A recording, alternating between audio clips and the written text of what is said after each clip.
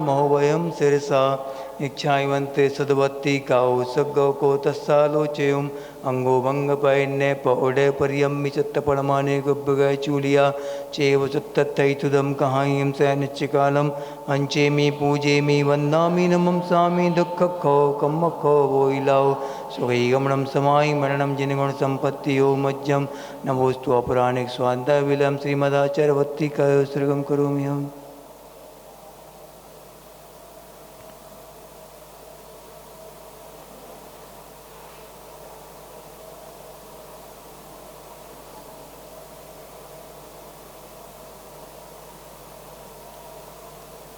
सुरजलरिपारकेभ्यः स्वपरमतविभावनापटमतिभ्यः स्वचरिततपोनिधिभ्यो नमो गुरुभ्यो गुणगुरुभ्यः छत्तीसगुणसमग्रे पंचविहाचारकरणसन्दर्शे शिष्यानुग्रह कुशले धम्मायिरे सदा वन्दे गुरुभक्तिसंयमेणया तरन्ति संसारसागरं घोरं चिन्नन्ति अट्टकं मम जम्मं मरणं न पावयन्ति ये नित्यं व्रतमन्त्रहोमनिरता ध्यानाग्निहोत्राकुला षट्कर्मा विरता तपोदंदना साधुक्रिया साधवा शीलप्रावरणा गुणप्रहरणाश्चंदार्कतेजोदिका मोक्षद्वार कपाटपाटन भटा प्रीणन्तु मां साधवा गुरुवः पान्तु नो नित्यं ज्ञान दर्शन नायका चारित्राणो गंभीरा मोक्ष मार्गोपदेशका इच्छावन्ते आरवत्तिका उत्सुगो को तस्सालोच्यं सम्मनानि सम्मदनचरण सम्मचरजित्ताळं पंचविहाचारणमार्याणं मायाराधि सुदनानोपदेशनवज्जायाणं तिरनुगुणपालनयाणं सब्बसाहूलं से अनिच्छकालम् अंचेमि पूजेमि वन्दामि नमं सामि दुःखौ कम्मखौ मोहिलाओ सुगैगमनं समाहि मरणं जिनगुण संपत्तियो मज्जं नमः श्रीवर्धमानाय निर्धूत कलिलात्मने सालोकानां लोकानां यद विद्यादर्पणायते। मैं आज रहने दो आज क्योंकि अब लेट हो गए ना अपन, इसलिए आज सीधा पढ़े हमें।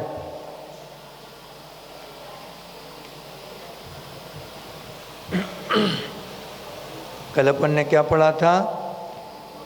लोक मूर्ता, देव मूर्ता, गुरु मूर्ता, तीनों मूर्ताओं का वर्णन पूर्ण हो गया। हमें तीनों मूर्ताओं से रहित जो हुआ सम्यक दृष्टि है, उसको कौन कौन सी चीज़ें और सम्यक दर्शन में दोष लगा सकती हैं, उसकी श्रद्धान को विकृत कर सकती हैं, विचलित कर सकती हैं, ऐसी कौन कौन सी चीज़ें अपन पढ़ेंगे। मद, 8 मदों के बारे में पढ़ेंगे। मद यानी क्या होता? अहंकार, घमंड, गर्व, ठीक है, इसे मद कहते। मद और अभिमान और स्वाभिमान में क्या अंतर है बताओ? स्वाभिमान और अभिमान में क्या अंतर है? जिसमें कसाई की पुष्टि हो कि हम अपनी बात पे अड़ जाएं, गलत बात पे भी अगर हम अड़ गए अपनी बात पे, तो वो क्या कहलाता है? मद। और जिससे हमारे कसाई की पुष्टि हो रही वहाँ पे। और अगर मद को धक्का लगेगा, जब अहंकार को धक्का लगता है, मान को, तो कौन आता है? क्रोध आता है उसके सामने। क्रोध से अपने अभिमान को सुरक्षित रखना चाहता आदमी। क्या अपना स्टेटस बनाए रखने के लिए वो क्या करता? क्रोध का सहारा लेता। बैठ जा हाँ, क्रोध का सहारा लेता। और क्रोध, अगर क्रोध से काम नहीं बने तो फिर क्या करता है? मायाचारी करता है। मायाचारी से अपनी पुष्टि करेगा पूरी। और अगर ये सब नहीं तो फिर ज्यों ज्यों लोभ बढ़ता है और मायाचारी वो करता जाता।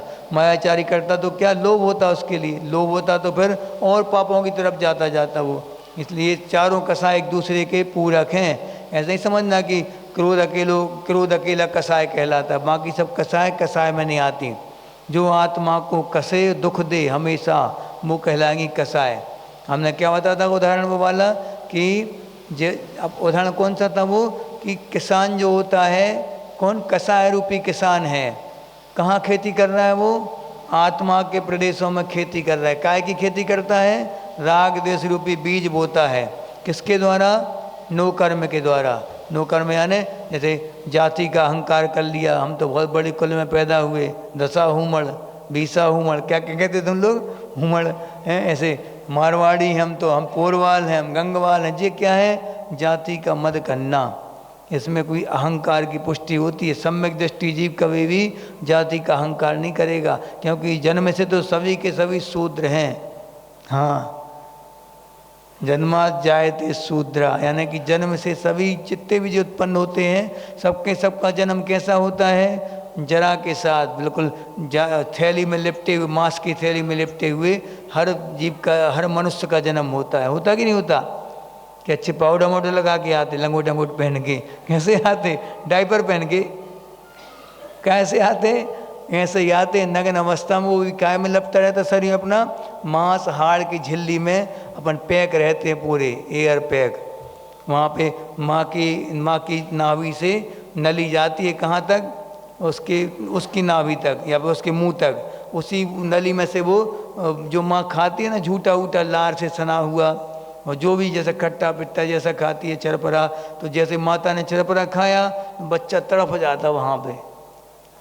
प्रेगनेंसी के टाइम पे वो नहीं खाया जाता, क्या चटपटा चीज़ कम खाना चाहिए, क्योंकि बच्चों को तकलीफ होती बहुत ज़्यादा फिर अंदर। हाँ, ये होता है। जैसा अपना शरीर इस प्रकार का शरीर था, वहाँ यहाँ तड़प रहते कि जल्दी बाहर निकल जाए, भगवान बाहर निकले। यहाँ अपने पापों का पश्चाताप कर रहा था वो बच्चा। जैसे ही बाहर निकला, रंग रूप देखा दुनिया का, बस दीवाना हो गया। अब बस इसी में रंग जाता, फिर नहीं दिखता उसको वो शरीर। अब बचपन की फोटो देखो कैसे नाक छपी रहती थी। अब कोई स्टैंडर्ड का सेठ जी के यहाँ कोई बच्चा पैदा हुआ हो तो वो नैपकिन बांध देते यहाँ पे जिसको भी दिखे नाक पोंछ दो उसकी ऐसा। उसकी गरीबों के बच्चे देखो, नाक बहती रहती, लार बहती रहती मुंह में से। सबके बच्चों की बहती, ऐसा नहीं कि अमीरों के बच्चे अलग से पैदा होते हों, कोई वैसे मुंह में कपड़ा बांध के पैदा होते हों, ऐसा तो है नहीं। सबके बच्चों के यही हाल है। बिस्टा वहीं पे मलमूत्र कर देता है, वही खाता रहता हो। हाँ, वो फोटो वीडियो दिखा दो अभी सबको, अब सब बैराग हो जाएगा कि ऐसे थे हम, ऐसे थे। अब तो पाउडर लगाने लगे लिपस्टिक, पाउडर और डिओडेंट सब कुछ डालने लगे। अब तो बदबू आती, उस समय बदबू नहीं आती थी। वो अपनी पोटी स्वयं खा रहा हो उसमें बदबू नहीं आती थी, अब बदबू आने लगी। ये क्या है? कि मान चमड़े का अहंकार है। बस हमारा शरीर सुंदर है, देखो कितना शानदार हमारा शेप है शरीर का। बाकी तो मोटे मोटे मोटे, हम कितने बढ़िया अच्छा हरा बदन है हमारा, और सुडौल शरीर है, ताकतवर शरीर है। इसी का देख देख के उसी को फूलते रहते अपन लोग। ये इसे क्या कहेंगे? अभिमान, अहंकार। आगे बढ़े। अब देखो आज अपन 2-3 पढ़ लेंगे इकट्ठे, ठीक है? क्योंकि कल और परसों का टाइम देके अपन नर्सों परीक्षा रख लेंगे 9 तारीख की, ठीक है? 9 तारीख की परीक्षा हो जाएगी। 2 दिन का समय मिल गया, आज का मिल जाएगा, कल का परसों का नर्सों परीक्षा, ठीक है? हो जाएगा पेपर। नहीं, अरे जितना बने उतना, हम नंबर ऊपर नहीं करेंगे, चिंता नहीं करो। तुम माइनस में भी मार्किंग लाओगे तब भी हम ऊपर नहीं करेंगे हाँ, लेकिन जो फर्स्ट सेकंड थर्ड के बता देंगे, और क्या 10 तक के बता देंगे, टॉप 10 हैं। क्यों? अच्छा, लाड़ू सजाओ, बता, लाड़ू सजना है, हाँ ठीक। तो फिर और पढ़ लेंगे जब तक, 35 तक हो जाएंगे जब तक। चलो 8 मदों के नाम पढ़ना है। ज्ञानम ज्ञानम पूजाम कुलम जातिम। बता दो कौन से नंबर के लोगों को, पेज नंबर बता दो। मिल गया? ज्ञानम पूजाम कुलम जातिम बल मृद्यम तपो वपुः अष्टावासित्रमानित्वम् स्मयमाहुर्गतस्मयाः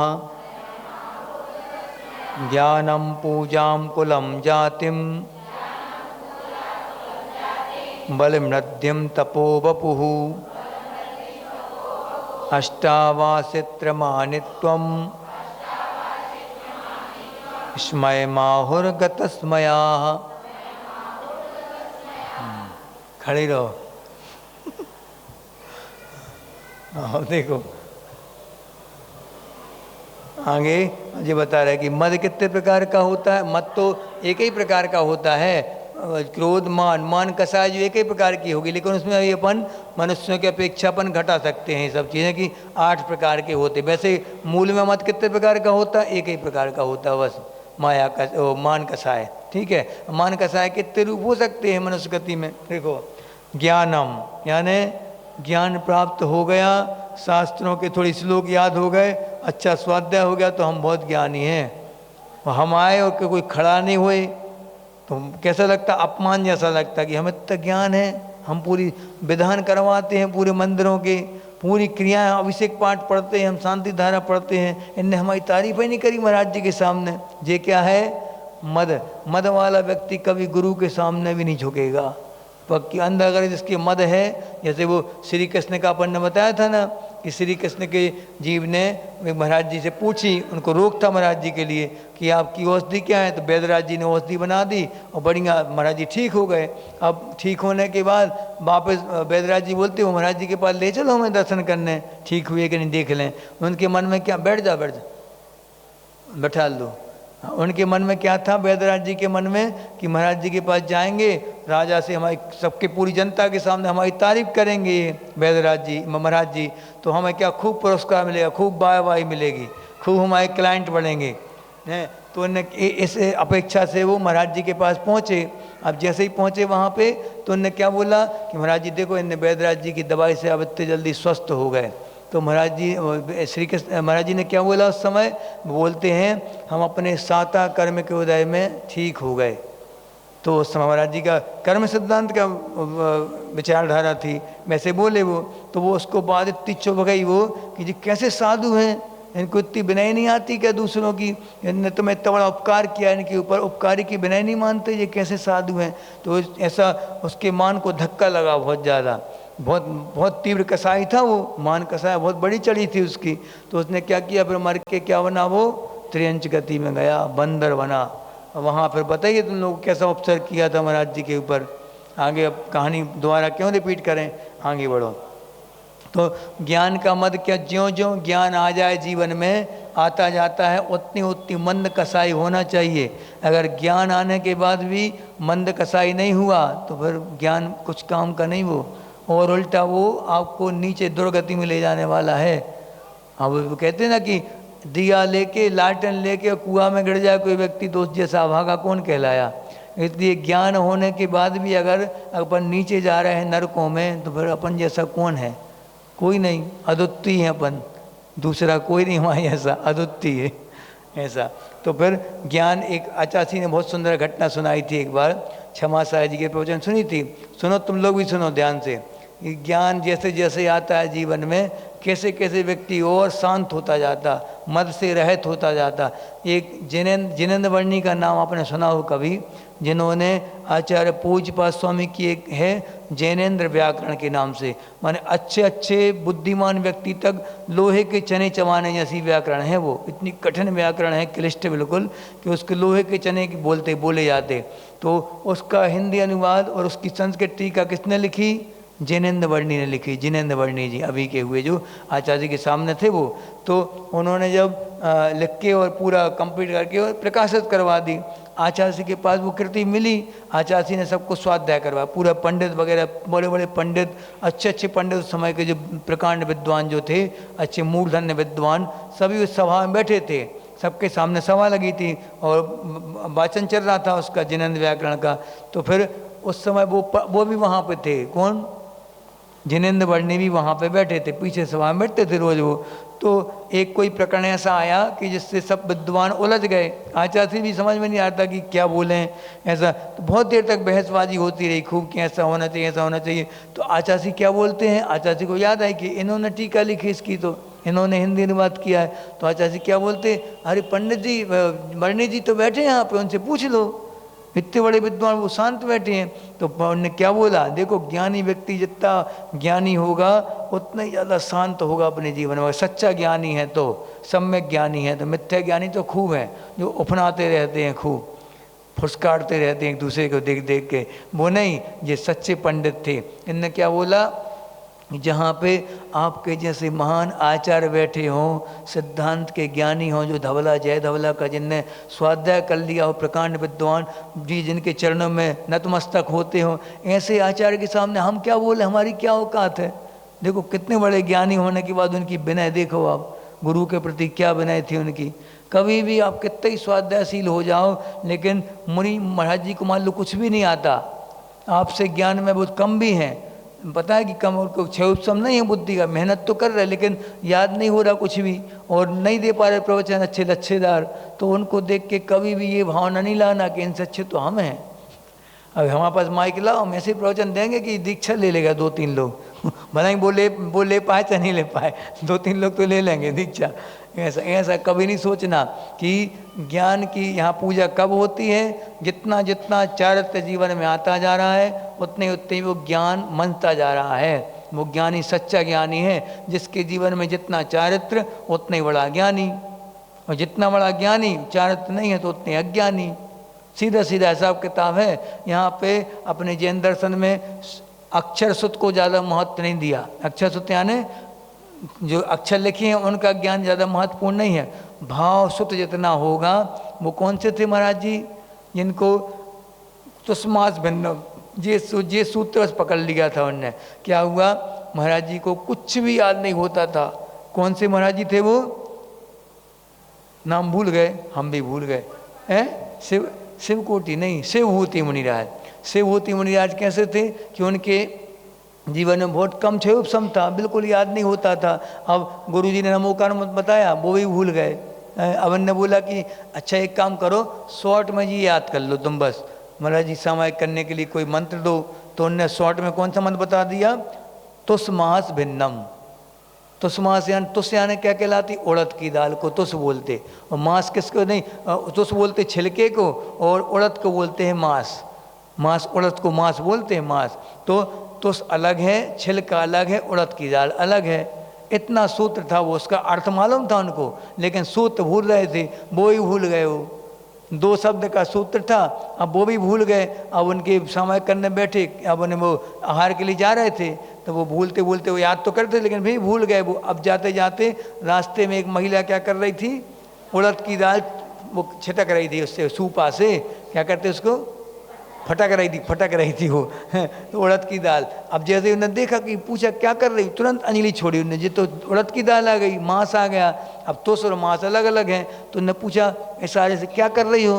उन्होंने कहा कि दिख नहीं रहा, हम उड़द की दाल अलग कर रहे, छिलका अलग कर रहे, बस इतनी सी तो बात थी।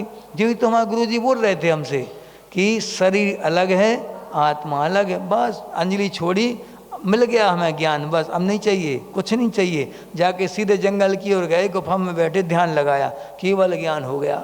बताओ, उतना सा भाव सूत्र जो था अंदर से, वो उतना सा भाव सूत्र किसके लिए कारण बन गया, संपूर्ण द्वादशांग के ज्ञान में कारण बन गया। आप सोचो, अब गुरु जी आ गए उनके पास, हमें कुछ उपदेश दें भगवान। गुरुजी उनके क्या बोल रहे हैं, उनसे शिष्य से बोल रहे हैं अपने, मैंने भगवान हमें कुछ उपदेश दें, हमारी आत्मा का कल्याण कैसे होगा, हम दे उपदेश। देखो इतना सा अक्षर सत भाव सत जो था, वो क्या पूरे के पूरे केवल ज्ञान में कारण बन गया।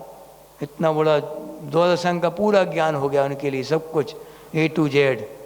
उनको किताब नहीं पढ़नी पड़ी। इसलिए जितनी जितनी मंद कसाई होगी, आजकल के बच्चे किस में लगे रहते हैं, बस मात्र किताब घोल के पीना, हमें तो बस दिन रात पढ़ाई करेंगे, दिन रात। जबकि आचार्य क्या बोलते हैं, जैसे आचार्य का क्षयोपशम भी इतना नहीं था पहले, हम लोगों का भी इतना क्षयोपशम नहीं, किसी का बहुत कम लोग हैं ऐसे जो मुनि बनने के पहले से क्षयोपशम वाले हों।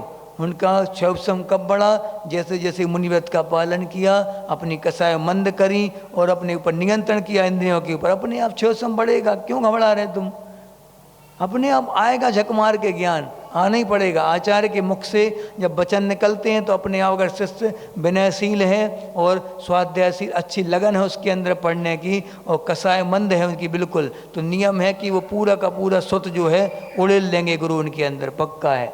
आप नहीं चाहोगे तब भी मिलेगा आपके लिए सब कुछ। आचार्य ज्ञान सागर जी का सानिध्य कितने दिन के लिए मिला उनको, आचार्य श्री को 4 साल बस मात्र। 68 में दीक्षा हुई थी और 72 में उनकी संलेखना हो गई थी। बताओ, मात्र 4 साल उनके संपर्क में रहे और कैसा ज्ञान क्या दे दिया उनने, ऐसा घुट्टी पिला दी कि पूरा का पूरा द्वादशांग में जितना है वर्तमान में, सबका सब आचार्य जी का तगड़ा क्षयोपशम था। अन्य संघ के साधु कोई भी आते थे, आचार्य जी के चरणों में बैठते थे, जब सुनते थे उनकी देशना तो रह जाते थे कि क्या है इनका ज्ञान। हमने कभी किसी आचार्य की ऐसी देशना नहीं सुनी जैसी गुरुदेव की देशना सुनी। मतलब ऐसा बोल के जाते थे सभी लोग मुनियों से। तो क्या था उनका, मात्र इनकी विनय और वैय वृत्ति उनकी इतनी ज़बरदस्त थी। अच्छा, अपने गुरु के प्रति इतना समर्पण था कि मात्र नीचे मुंडी करके बैठे रहते थे। बस वो पढ़ाते थे, वो नीचे मुंडी करके बैठे रहते थे। उन्होंने पूछा, आचार्य जी आप, हम लोग जैसे आपसे क्वेश्चन पूछते हैं, आप नहीं पूछते थे अपने आचार्य जी से? तो कहते तुम क्वेश्चन की बात कर रहे, हम देखते नहीं थे उनकी तरफ। इतने वृद्ध थे वो, 72 साल 70 75 साल के थे, और हम कहाँ नादान बालक थे, हम 20-21 साल का लड़का। क्या पूछे उनसे, हमारी कितनी हिम्मत थी उनसे, कभी भी आंख मिला के बात नहीं करते थे गुरुजी अपने गुरुजी से। सोचो, इसी कारण तो वो सब आया उनके अंदर। जितना जितना विनयशील और मंद कसाई शिष्य होगा, उतनी उतने उसका क्षयोपशम, ये सब चीज़ें, किताब विताबों का ज्ञान अपने आप आता जाएगा। एक बार पढ़ेगा याद हो जाएगा, चिंता नहीं करना। कभी बच्चों को ये सिखलाओ कि अपनी मंद कसाय बनाओ, मुनियों के सानिध्य में ले जाओ, उनके लिए मंदिरों की महत्व समझाओ, उनको जैन धर्म की शिक्षा दो, तब तो जाके उनका जो क्षयोपशम बढ़ेगा। तुम अगर मात्र किताब पिलाने में लगे रहोगे, 1 आध साल चलेगी शिक्षा खत्म, फिर वो क्या हो जाते, दया से शून्य होते जाते बच्चे। बिल्कुल, जितना जितना तुम्हारा जो लौकिक ज्ञान बढ़ता जाएगा और धार्मिक ज्ञान से दूर होता जा रहा बच्चा, उतने उतने ही वो कसाई बनेगा, आगे चल के मानवता का विध्वंस करेगा वो। इसलिए अपने बच्चों को संस्कार के साथ शिक्षा दो, तब तो ठीक है। जैसे कि वही इंजीनियरिंग की पढ़ाई ओसामा बिन लादेन ने करी, कसाब ने करी, इंजीनियर था कसाब, लादेन भी इंजीनियर था। और वही पढ़ाई किसने करी, अब्दुल कलाम ने करी। क्या अंतर पड़ा दोनों में, तीनों में, बताओ? दो जो थे वो क्या थे, मानवता के सबसे बड़े दुश्मन थे। वो कितनी हिंसा करी, लाखों लोगों को मारा उन लोगों ने। और इनने क्या किया, मानवता की सुरक्षा के लिए मिसाइल वगैरह बनाई, अंतरिक्ष यान बनाए। ये कौन, अब्दुल कलाम ने मानवता के विकास के लिए कार्य किया। पढ़ाई वही है, बस अंतर क्या पड़ गया, संस्कारों का अंतर पड़ा। उनको अच्छे संस्कार मिले, भारतीय सभ्यता में जन्म लिया उनने, तो उनको अच्छे संस्कार मिले। कलाम जी शुद्ध शाकाहारी थे। हाँ, अब देखो आगे, तो ज्ञानम पूजाम, ज्ञान का मद, पूजा का मद, कुल का मद, जाति का मद, बल का मद, और बलम, बलम आएगा, बलम और रिद्धि, रिद्धि का मद, रिद्धि सिद्धि, मतलब मुनियों को रिद्धियाँ हो जाती हैं, उसके मत करने लगे ऐसा। और तप का मद, हम तो बहुत तपस्वी हैं, खूब उपास कर रहे हैं हम, तो हमने सिंह निष्कृत कर दिए कई बार, हमसे नहीं बदना तुम। ये क्या है, ये तप का मद। बपू यानी शरीर का मद, हमारे जैसा सुंदर तो कोई है ही नहीं तलवाड़ा में। हाँ, ये क्या, शरीर का मद हो गया। अष्टौ आश्रित मानित्वम, इन 8 के आश्रय लेकर, मानित्वम माने मान का, इन 8 मानों का सहारा लेकर, इसमय माहुर गतस्मया, माने कि घमंड करता है तो गतस्मया यानी क्या, जिनका मान बीत गया है, चला गया है। ऐसे गणधर परमेष्टि और अनंत परमेष्टि ने क्या बोला है, इनको मान बोला है 8 के लिए। इन 8 मानों को अपन अच्छे समझेंगे यार। सबसे पहले ज्ञान का मत तो समझ लिया अपन ने अच्छे से, कभी भी ज्ञान का मन नहीं करना, जबकि जितना जितना ज्ञान आएगा उतनी उतनी उतनी विनय उसके अंदर आनी चाहिए। ये हो गया, ठीक है। मुन्ना से टाइम बदलने का बोलना पड़ेगा, मुन्ना इसी समय पानी भरने आता है। हाँ, अब सुनो सुनो सुनो, हो गया बस। पूजा का मत क्या कहलाता, पूजा यानी प्रतिष्ठा। समाज में अगर जितनी ज़्यादा आपकी प्रतिष्ठा होगी, आपकी चर्चा होगी, उतने उतने मान बढ़ेगा। कई बार होता कि निकले अपन, मान लो गली से, मंदिर में कोई चर्चा चल रही, अपना नाम आ गया बीच में, कान खड़े हो जाते तुरंत। बिल्कुल, क्या चर्चा हो रही है हमारे बारे में, सुनो तो। अगर अच्छी हुई तो फूल के कुप्पा हो जाता वो पूरा, और अगर बुरी हुई तो तब नाक फूल जाती गुस्से में, हमारे बारे में ऐसा कह रहा है, हमारी इतनी इज्जत है समाज में, ये क्या चर्चा कर रहे हैं हमारे बारे में, हम बताएंगे इनको, रुको मौका मिलेगा तो। या उसी समय शुरू हो गए, मुंह फट जाता बिल्कुल पूरा, सब कुछ निकलने लगता मुंह में से, गाली गलौज सब कुछ। वहीं मंदिर में ये तक नहीं देखते कि मंदिर में है कि कहाँ। ये कई बार हमने देखा मंदिरों में कि कैसी लड़ाइयाँ होती हैं कि द्रव्य मान लो धोए किसी ने, ठीक, एक व्यक्ति द्रव्य धो रहा है डेली, अब द्रव्य धोने वाला पूजा करने वाले 5 लोग 7 लोग आ रहे हैं, 10 लोग आ रहे हैं मान लो, अब उसने द्रव्य धोई थी और वो चलाने वाले ने ज़्यादा चला दी, एक चटक ज़्यादा चला दी, मान लो उसको छोड़ गई, तो क्या होगा, दंगा हो जाएगा वहीं पे। ये क्या है, मान ये अपनी मान सबसे आगे आता है, और मान अगर खंडित होने लगा तो मान की रक्षा के लिए कौन आता है आगे, क्रोध आता है ये, और क्रोध से काम ना बने तो फिर मायाचारी पे आता है, मायाचारी में काम बन गया तो लोभ बढ़ता जाता, फिर ऐसा है। और हर गति में अलग अलग कसायों की प्रधानता होती। ये मोबाइल देखने लगे लोग, देखो क्यों, मोबाइल बंद कर लो, मोबाइल बंद, क्लास में बैठो विनय के साथ, जनवाणी का अध्ययन कर रहे, बंद करो, कचरा कूड़ा सब बंद। तो यहाँ पे क्या बता रहे थे हम कि कौन सी घटना बता रहे थे, हाँ, प्रत्येक गति में अलग अलग कसाएं काम करती है। सबसे पहले देवगति में, देवगति में क्या होता है, अधिकता काय की होती, लोभ की, हाँ, देवगति में सबसे ज़्यादा लोभ होता है। और मनुष्य गति में मान कसाय, मानव, मान का पुतला मानव, ठीक है। त्रियंच गति में क्रोध की अधिकता रहती, भयंकर क्रोध होता। त्रियंच गति में नरक गति में क्रोध, और त्रियंच गति में मायाचारी, बहुत अच्छी। मायाचारी, बिना मायाचारी के त्रियंच 1 मिनट भी जीवित नहीं रह सकते, वो उनके खून में रहता मायाचारी। जैसे ही त्रियंच का जन्म हुआ मायाचारी के साथ ही होगा उनका। इसी प्रकार स्त्रियों का बोला गया, स्त्री के साथ मायाचारी साथ में जन्म लेती एक साथ, और उसके ऊपर जो नियंत्रण कर ले तो स्त्री पर्याय का छेदन करेंगी, वो पक्का है। ये स्त्रियों के जो गुण हैं, मायाचारी करना, यहाँ की बात वहाँ करना, चुगलखोरी करना, ये सब श्रृंगार करना, खूब राग रंग में फंसे रहना, और इनको जो नियंत्रण कर लेंगी महिलाएं, वो अपने आप अलौकिक होंगी, वो सतियों में गिनी जाएंगी वो महिलाएं, वो निश्चित ही स्त्री पर्याय का छेदन करेंगी शीघ्रता से। ऐसा रहता है, करना चाहिए नियंत्रण। महाराज जी निंदा कर रहे हैं, अब तो स्त्रियों की निंदा नहीं कर रहे, हम ये बता रहे हैं कि बचना कैसे अपन को इससे, बस इतना समझने का इतना है कि अपन कौन सी कारणों से अपन स्त्री बने और किस कारण से हम पुरुष बने, ये महिला बने, पुरुष बने, नपुंसक किस कारण बनते, सब कारण दिए हैं शास्त्रों में। लेकिन टाइम तो हो महाराज जी, टाइम मरने तक की तो फुर्सत नहीं है, तो मरो फिर फुर्सत मिलेगी।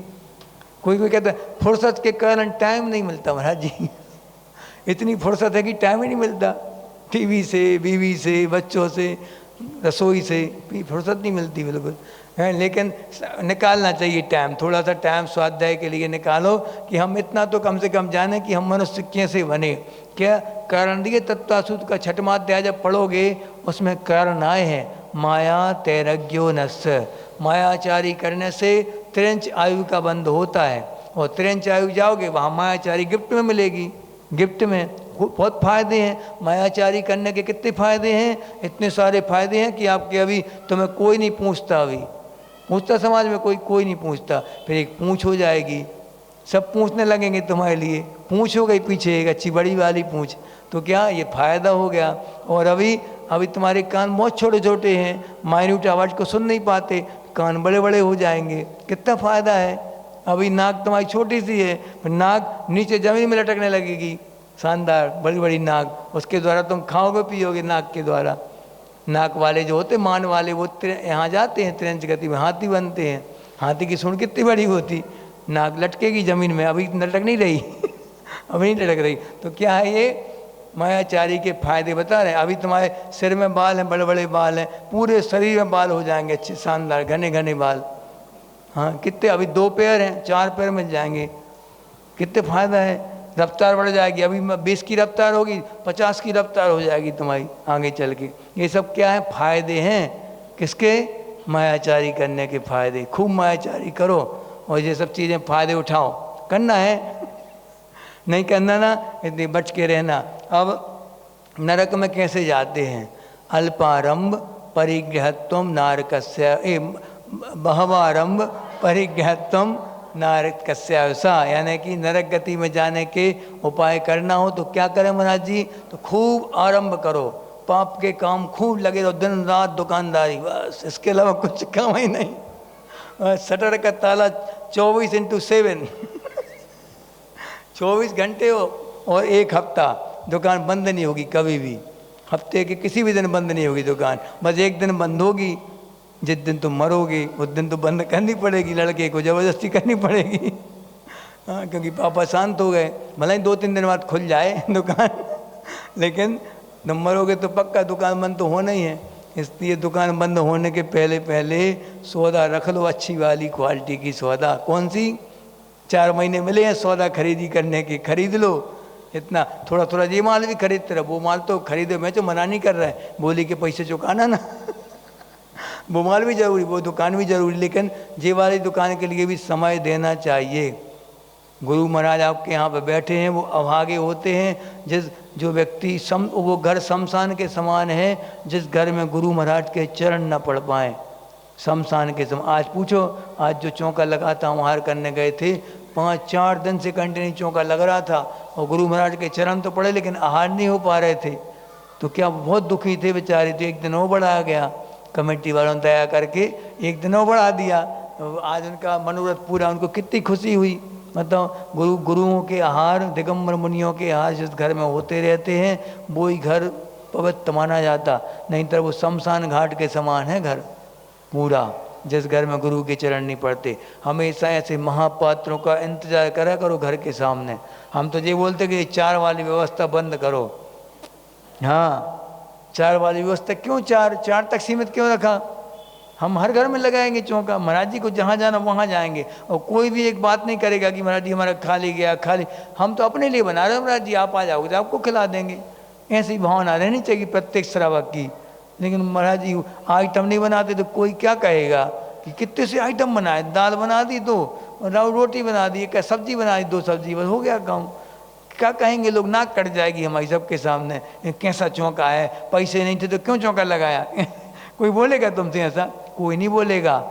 जब महाराज जी ने संकल्प दिया है कि हम शुद्धि का भोजन करेंगे, महाराज जी से नियम लिया है, हम तो अपने लिए बना रहे हैं, महाराज जी को थोड़ी ये आइटम चाहिए हैं। महाराज जी दाल रोटी खा के आ जाएंगे, प्रसन्न रहेंगे महाराज जी। हमें विश्वास अपने गुरुओं के ऊपर, वो कभी हमें डांटेंगे नहीं कि तुमने आइटम क्यों नहीं बनाए। बताओ कोई महाराज जी डांटा क्या तुम्हें? जो डांटें तो वो फिर गुरु सही नहीं है, गुरु वो कुछ नहीं बनाया क्यों लगा लेते चौका, ऐसा बोला किसी महाराज जी ने? कभी नहीं बोलेंगे, चिंता नहीं करो ये हमारी गारंटी है। तो पानी पिला दोगी चुपचाप पी के आ जाएंगे वो।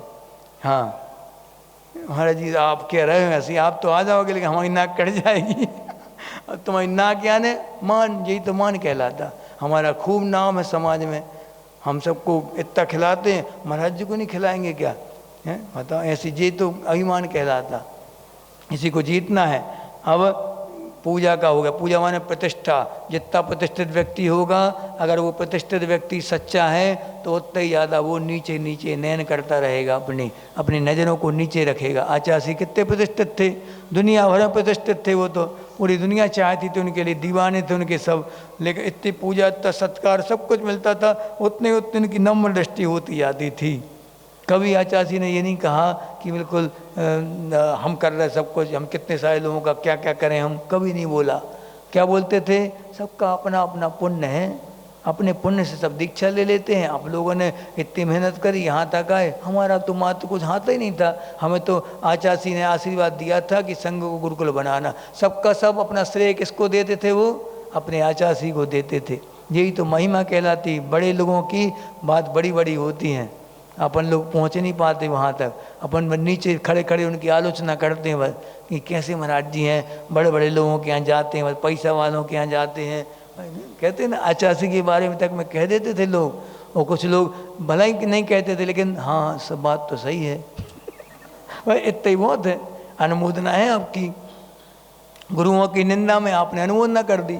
वो महाराज जी तो वह लड़कियों के यहाँ जाते हैं, लड़कियाँ जहाँ खड़ी हो जाए वहाँ चले जाते वो हैं। और क्या बोला आपने? किसके बारे में बोल रहे हैं आप? जिसको आप भगवान मान के चौका लगा रहे, जिनके दिनदार गंदोदक ले रहे हैं, उनके बारे में ये सोच है आपकी कि महाराज जी तो बस लड़कियों के यहाँ जाते हैं और उन्हीं के चेहरा देख के पड़गान देते हैं। तो चेहरा देखने की विधि भी तो है एक। हाँ, ये विधि भी आई कि हम फलाने व्यक्ति के यहाँ पड़ेंगे आज बस। अब वो खड़ा हो ना हो, हम विधि ले ली तो अब नहीं मिला वो व्यक्ति तो अलाप कर लेंगे, ऐसी विधि भी रहती।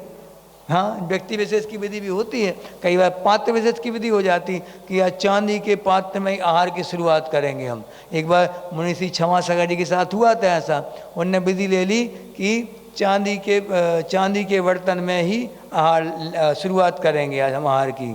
तो रोज़ वो चांदी के पात्र में चलाते थे दवाई, उस दिन उन्हें स्टील का बर्तन मिला, उनको चांदी का मिला नहीं।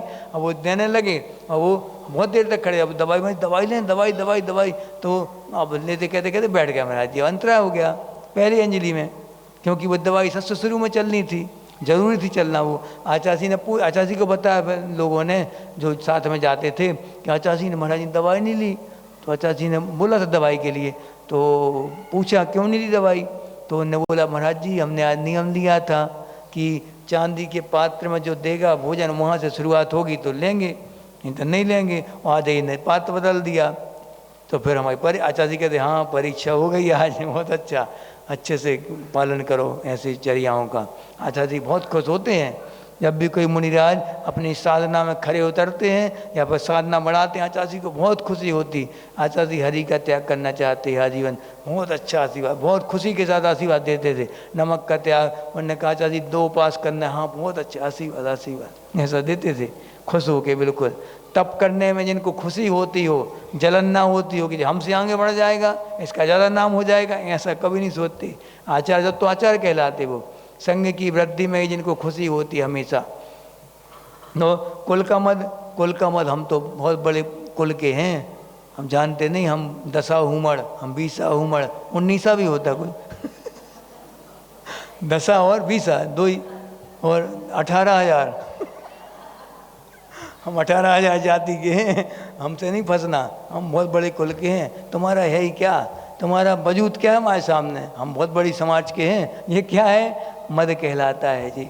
हम दिगंबर हैं, तुम्हारी औकात क्या है हमारे सामने, तुम तो श्वेतांबर हो। या वो बोलें कि हम श्वेतांबर हैं, तुम्हारी औकात क्या है हमारे सामने, तुम तो बहुत पुराने हो। नहीं ऐसा, ठीक है। ये क्या कहला, कुल का मद, पिता का चलता है कुल, माता की चलती जाति, ठीक है। और माता की जाति का ही हमारे मामा के मामा बहुत तगड़े वो हैं, उनकी बहुत नाम चलता है समाज में, बहुत बड़ी, कोई देखता नहीं उनकी तरफ घूर के कभी, ऐसा देख क्या अभिमान कहलाता है। देख अब बलम यानी बल का अभिमान करना, बहुत ताकत है, मैं हमसे नहीं फंसना, हम एक एक को सुधार देंगे पकड़ के। ये क्या है, बल का मत करना, अभिमान करना।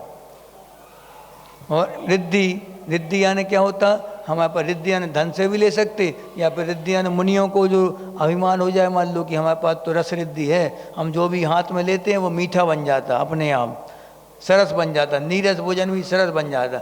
हमारे बहुत क्वालिटी हमारे अंदर, चिंता नहीं करो, बहुत गजब का क्षोभ से हमारे अंदर है। हमें वो तुम आसपास नहीं रहना, हमसे कभी बहस नहीं करना, ऐसा बोलते ना कभी, हमसे नहीं फंसी, हमें बहुत स्वाध्याय है हमारा, हमें बहुत सारी गाथाएं याद हैं। ये क्या है, ये रिद्धि कई प्रकार की हो सकती। और तपो यानी हम तो खूब उपास करते महाराज जी, आप तो कुछ कर ही नहीं पाते। माने उपास के बारे में कई महिलाएं आती हैं, महाराज जी हमने 64 रिद्धि के उपास कर लिए, अरे हमारा तो त्याग है महाराज जी, हम कुछ भी त्याग करने का बोले, हमारा त्याग है, सब त्याग है सब। हाँ तुम घर ही रह गया बस घर ही नहीं है तो सब कुछ नहीं है, कुछ नहीं त्याग। हाँ, और प्रतिमा नहीं है तो कितने ही त्याग कर लो आप, ये पक्की बात है? घर नहीं भी छूटे तो घर में अलिप्त कैसे रह सकते हैं, प्रतिमाओं का पालन कीजिए, उसमें पूरी विधिवत बताएंगे आपको, एक स्टेप बाय स्टेप कैसे कैसे बच्चों से मोह कम करना है। उसके बाद अब उनको अनुमति नहीं देंगे किसी व्यापार की, कोई भी वो सलाह लेंगे तो सलाह दे देंगे थोड़ी बहुत, फिर उसके बाद सलाह देना ही बंद हो जाएगा, अनुमति त्याग हो गई। ऐसी प्रतिमा के धीरे धीरे करके बढ़ेंगे, वो आरंभ सारंभ नहीं करेंगे, आरंभ का त्याग 8वीं प्रतिमा में हो जाता, नए सिरे से कोई भी कमाई नहीं करेंगे अब। हाँ, जिनको जीवन उनका निर्मल होता जाता और ज़्यादा होना चाहिए। बिल्कुल ये लक्ष्य अपना क्या होना चाहिए कि हम अंतिम समय आरिका बन के और अपने प्राण छोड़ें, ये लक्ष्य प्रत्येक महिला का, प्रत्येक सम्यक दृष्टि का ये लक्ष्य होना चाहिए। और पुरुष का लक्ष्य होना चाहिए कि अपने अंतिम श्वास मुनि अवस्था में निकालें, संलिखना पूर्वक अपना मरण करें। ऐसी भावना प्रत्येक सम्यक दृष्टि की होती है, होना चाहिए। नहीं होगी तो फिर लक्ष्य क्या है जीवन का, कुछ नहीं, खाए पियो मर जाओ। असंज्ञ सम्यक दृष्टि है उसकी, जिन ऐसी घटनाएं घटती हैं या ऐसा उसकी कसाएं रहती हैं तीव्र कि वो संयम ले नहीं पाता, एक भी नियम नहीं ले पाता जीवन में कभी भी। कौन? सम्यक दृष्टि तो है लेकिन असंयमी है, कोई भी संयम नहीं जीवन में, तो उसका कौन सा रहेगा, उनकी कोई भी प्रतिमा नहीं हो सकती। प्रतिमा तो ठीक है, नियम आदि भी नहीं ले पाएंगे कोई भी वो, ऐसा रहता है। सैनिक नरक आयु बंध गई थी, थे तो सम्यक दृष्टि, क्षय सम्यक दर्शन प्राप्त कर लिया। सोचो आप, तीर्थंकर प्रकृति का बंद कर लिया, लेकिन जाना तो वहीं पड़ेगा। एक बार जो आयु बंध जाती है वहाँ आपको जाना ही पड़ेगा, आप कितने बड़े तुर्रम खा हों, लेकिन जाना तो पड़ेगा। एक अटैम्प्ट तो देना ही पड़ेगा आपको, बस पक्की बात है। वो भलाई वहाँ से आके वो तीर्थंकर बनेंगे। पहले तीर्थंकर कौन से बनेंगे अपने, पहले महापद्म तीर्थंकर। कौन होंगे वो, सैनिक बनेंगे, नरक से निकल के आएंगे।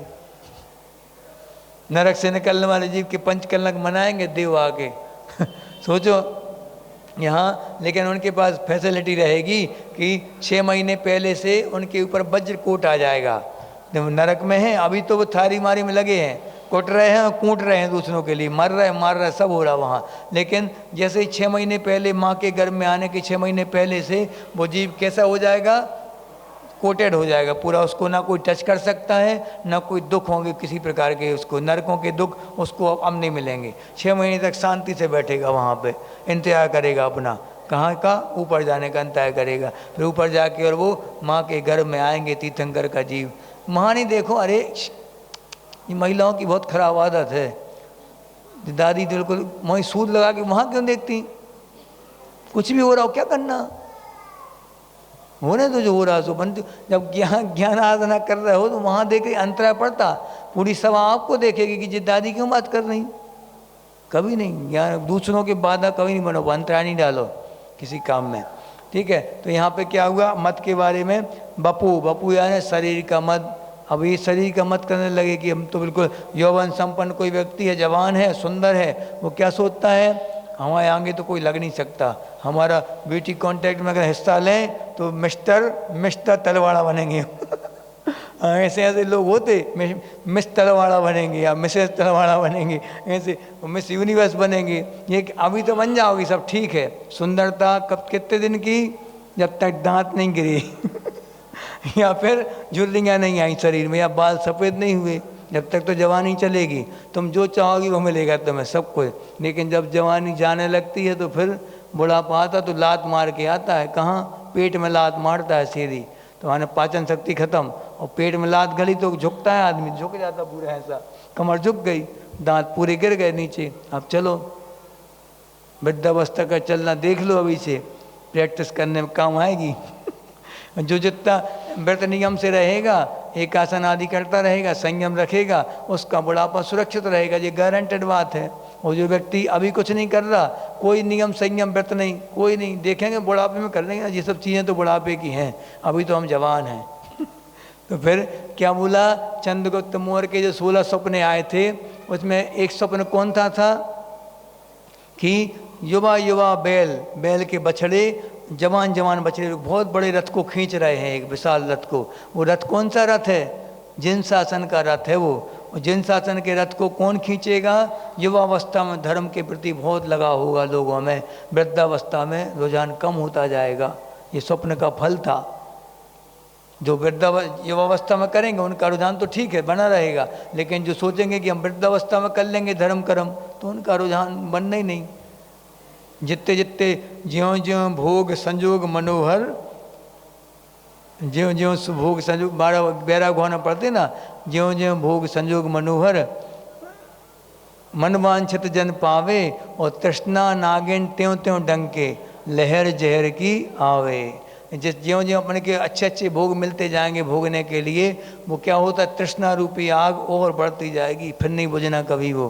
कितने बूढ़े हो जाओ तुम, बाल सफ़ेद तो हो जाएंगे, लेकिन वयोवृद्ध कहलाओगे, ज्ञान वृद्ध और तपोवृद्ध नहीं कहलाओगे। वयोवृद्ध तो दुनिया होती है, अदर कास्ट के सब लोग होते हैं, दुनिया बूढ़ी होके मर जाती है, लेकिन ज्ञान वृद्ध कौन कहलाते, जो उस वृद्धावस्था आने के पहले पहले सजग हो जाएं। और ज्ञान वृद्ध ऐसा नहीं कि 80 साल का टुकड़ा हो तब ज्ञान वृद्ध होंगे, नहीं, 8 साल का बच्चा हो सकता ज्ञान वृद्ध, दीक्षा ले सकता वो, जिन शासन में अनुमति है। 8 साल अंतर्मुहूर्त का बच्चा दीक्षा लेके केवल ज्ञान तक प्राप्त कर सकता। सोचो आप, केवल ज्ञान क्या बड़ी बात होती, बैठे रहोगे उनके चरणों में तो कितने सुंदर भगवान है, बच्चा है हम ही खिला लो उनको कैसा लगता चतुर्थ काल में जब मुनिराज दीक्षा लेते होंगे, छोटे छोटे से महाराज जी होते होंगे, मान लो किसी संघ में 8 साल में ऐसा वैराग्य हो गया कि अच्छे अच्छे प्रज्ञा श्रवण कहलाते थे वो मुनिराज। आचार्य जी बहुत उदाहरण देते थे इसका। आचार्य जी बोलते थे जैसे कोई छोटा सा बच्चा है, दीक्षा ली 8-10 साल में और रिद्धि प्राप्त हो गई। कौन सी रिद्धि? प्रज्ञा श्रवणत्व, यानी कि कितना ही बड़ा द्वादश अंग का पूरा ज्ञान, कुछ भी पूछ लो कहीं से, सबके सब आंसरों का, सबके सब क्वेश्चन का आंसर उसके पास रहता था, खटाखट उत्तर देता था वो। सब लोग देखते कहाँ से पढ़े ये, कौन ने पढ़ाया तुम्हें? अब क्या तुम्हें क्या बताएं। जैसे जैसे कसाय मंद होती गई, अपने आप निर्मलता बढ़ती गई, ज्ञान का क्षोभ बढ़ता गया। इसे क्या कहते हैं? क्षोभ बढ़ना। ये सब ज्ञान जो अपन को मिला है वो क्षोभ में ज्ञान है। बाकी प्रत्यक्ष ज्ञान तो अलग निराला होता है, केवल ज्ञान वो तो अलग रहता है। उसके करने वाला कभी घमंड नहीं करता। केवल ज्ञानी जो भगवान है वो अभिमान करेंगे क्या? उनकी कसाय तो नष्ट हो गई पूरी। इसी प्रकार अपन लोगों के लिए हैं छल मस्त अवस्था वाले जब उफनाते फिरते हैं, अध जल गगरी छलकत जाए। इसलिए तीर्थंकर जितने भी होते हैं, जैसे दीक्षा ली मौन, अब नहीं बोलेंगे। कब तक? जब तक हमें पूर्ण ज्ञान नहीं प्राप्त हो जाता तब तक ये मुंह से एक भी शब्द नहीं निकलेगा। क्योंकि उनका भी कौन सा 4 योग हैं अभी, कौन कौन से? असत्य मन योग भी है, सत्य मन योग भी है, और असत्य वचन भी है, असत्य वचन भी है, अनुभव वचन भी है, सब है उनके पास अभी। इसलिए बोलते नहीं कभी वो, क्योंकि मन के साथ ही वचन का प्रयोग होता है। संगी पंचेंद्रिय जीवों का नियम है जी। इसलिए वो बिल्कुल मौन धारण कर लेते। कब बोलेंगे? कि हमारा मात्र सत्य योग, सत्य वचन योग और सत्य मन योग और अनुभव मन योग रहेगा तब बोलेंगे, नहीं तब बोलेंगे। असत्य जब तक रहेगा तब तक बोलेंगे नहीं। हम सत्य का उद्घाटन करेंगे सीधा। इसलिए मौन रहते हो चुपचाप। कितने साल लग जाए? 1000 वर्ष तक मौन रहे। कौन? आदिनाथ। नहीं वो तो ठीक है, 1000 वर्ष तक आदिनाथ भगवान मौन रहे दीक्षा के बाद। क्यों रहे मौन? उनके बाद वो चाहते तो थोड़ा बोल देते, हिंट कर देते कि तुम लोग। उनके साथ 4000 मुनियों ने दीक्षा ली थी। कितने? 4000 मुनियों ने। वो चाहते तो बोल देते, थोड़ा सा हिंट कर देते कि भैया तुम लोग आहार करने निकलो, और हम उपदेश श्रावकों को समझा दे रहे उपदेश के लिए कि वो ऐसा ऐसा आहार होते महाराज जी कैसे लेते हैं, विधि बता देते पूरी। नहीं, जब तक हम केवल ज्ञान प्राप्त नहीं करेंगे तब तक जिन धर्म की भावना हो ही नहीं सकती कभी, क्योंकि आपके अंदर अब ये सत्य बैठा है। इसलिए सत्य की प्राप्ति पूर्णता करेंगे, उसके बाद ही वो वहाँ पे मौन तोड़ेंगे।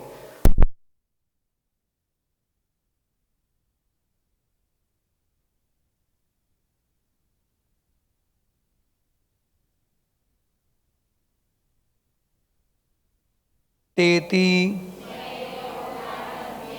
धर्मस्थान गर्विताशयः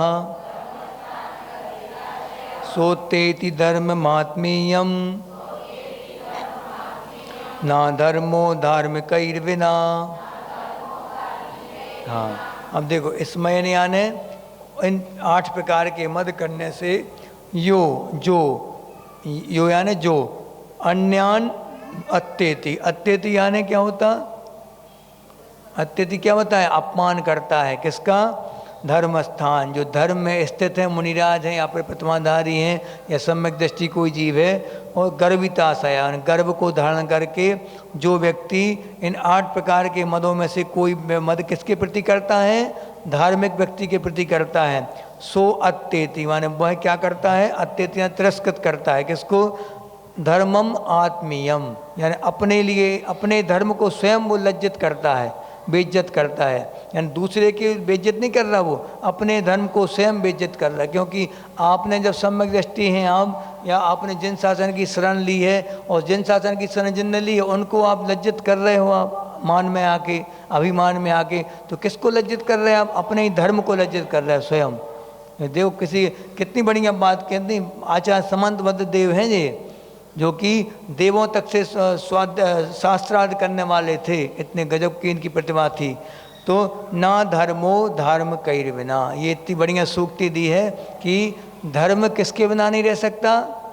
अब धर्म की क्या सींग पूंछ है, क्या पहचान है धर्म की? तो धर्म की पहचान ये कितना धार्मिक आदमी है, तो धर्म ये कितनी अहिंसा का पालन करता है, कितने सूक्ष्मता से वो हिंसा से बचा रहता है, सब जीवों को क्षमा करता है। कौन करता है?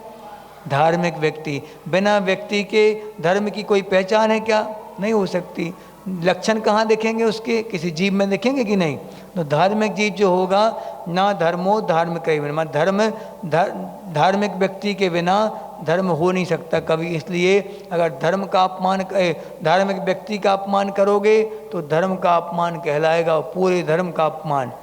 आप चाहते क्या पूरे धर्म का अपमान हो? तो कभी भी अपने साधर्मी जनों का या अपने सम्यक दृष्टि जीवों का कभी भी अपमान नहीं करना, किसी का नहीं करना। वैसे तो कभी नहीं करना चाहिए, लेकिन कभी कभी माँ लोगों को बच्चों का अपमान करना पड़ता है उनके भूत उतारने के लिए। मान लो कोई डिमांड कर रहे हैं बच्चे, तो उनको सबके सामने थप्पड़ ही मारना पड़ता, डांटना पड़ता, तो ये क्या है? वो अपमान नहीं बोल रहे। बाकी धार्मिक व्यक्ति कोई है, आस्थावान है, उसका अपमान कभी नहीं करना चाहिए। इससे अपन सीख लें। हाँ, अब इसके बाद देखो, एक जो गुणवान होना चाहते हैं वो गुणवानों की सेवा करें, उनके सामने झुकना सीखना चाहिए। जो व्यक्ति गुण चाहते हैं कि हमारे अंदर ये गुण आ जाए, ये गुण आ जाए, तो गुणवान व्यक्ति के प्रति आप जितना नम्र होगे, विनय करोगे, उनकी उतने उतने आपके अंदर वो गुण आते जाएंगे। इसलिए बोलते कि कभी भी स्वाध्याय करो तो किससे करो? सबसे पहले दिगंबर गुरु से स्वाध्याय करना चाहिए। ऑनलाइन में भी कई वस्त्रधारी पढ़ाते हैं ना, जो मुनियों के वीडियो भी डले हैं, और किसी वस्त्रधारी के वीडियो, उसकी शैली अच्छी हो सकता, उसकी बहुत अच्छी शैली हो और अच्छी शैली में पढ़ा रहा हो, महाराज जी से अच्छा पढ़ा रहा हो, तब भी कभी हम मुनियों के अलावा किसी से कोई ग्रंथ नहीं पढ़ेंगे। ऐसा आचार्य बोलते थे, आचार्य ज्ञान सागर जी ने आचार्य विद्यासागर जी से बोला था कि मैंने तुम्हें जितना पढ़ाने लायक था सब कुछ पढ़ा दिया, अब तुम्हें किसी असंयमी के सामने हाथ नहीं फैलाने पड़ेंगे पढ़ने के लिए। कभी भी असंयमी के सामने अगर आप हाथ पे आपको आवश्यकता पड़ेगी पढ़ने की, तो क्या करना पड़ेगा? अपने से ऊंचा बिठालना पड़ेगा उनको, तब जाके विद्या आपको वो सिद्ध होगी, तब जाके विद्या तुम्हारे काम आएगी। वो समझ जाओ आप बात के लिए। किसी असंयमी वस्त्रधारी से क्या क्या नहीं करना? विद्यादान नहीं करना। हाँ, पक्की बात है। हाँ भाई, ये बात अलग है कि मान लो जैसे मनोज्ञ है, मनोज्ञान है, मोक्ष मार्ग में बढ़ने वाला कोई जीव है, मुनि बनने के भाव रखता है, ब्रह्मचार्य व्रत है उसका अच्छे से पालन कर रहा है उसका, और भले ही वो ग्रस्त में है, लेकिन जैसे तुम्हारे भैया जी हैं वो तो सांगानेर से पढ़े हैं, अच्छा संस्थान है, जैन संस्थान, महाराज जी के निर्देशन में सब कुछ हो रहा है वहाँ पे, उनकी देख रेख में आगे बढ़ रहे हैं वो, तो उनसे पढ़ना बात अलग है, वो विद्वान भेजे जा रहा है आपके लिए। लेकिन जब भी मुनि महाराज जी हमारे यहाँ बैठे हों या सुविधा हो सुनने की, तो उन्हीं से सुनेंगे, भला ही वो कैसे ही पढ़ाएं, क्योंकि सत्य महाव्रती हैं वो, उनका सत्य महाव्रत है। वो आपको हमेशा वैराग्य का उपदेश देंगे, उनको देख के ही आप बिना उपदेश के भी वो आपकी मुद्रा आपको उपदेश देती रहेगी, उनकी मुद्रा। इसलिए देखने मात्र से अपन को संतुष्टि हो जाना चाहिए, मुनियों को देखने मात्र से। सच्चे मुनि जो होंगे उनको देख के अपने आप कसाय अपनी मंद होती जाएंगी, और होना ही चाहिए। सच्चा मुनि वही कहलाता है जिसको देख के अपने आप समत हो जाए सबकी कसाय। देख जैसे यशोधर मुनि थे, उनके ऊपर क्या छोड़ दिए थे उनने? 500 कुत्ते थे सैनिक के पास। कितने? 500 शेर जैसे कुत्ते, बड़े बड़े कुत्ते। उन कुत्तों को किसके ऊपर छोड़ दिया था? मुनि महाराज जी के ऊपर, मारने के लिए सैनिक ने। तो क्या हुआ था परिणाम?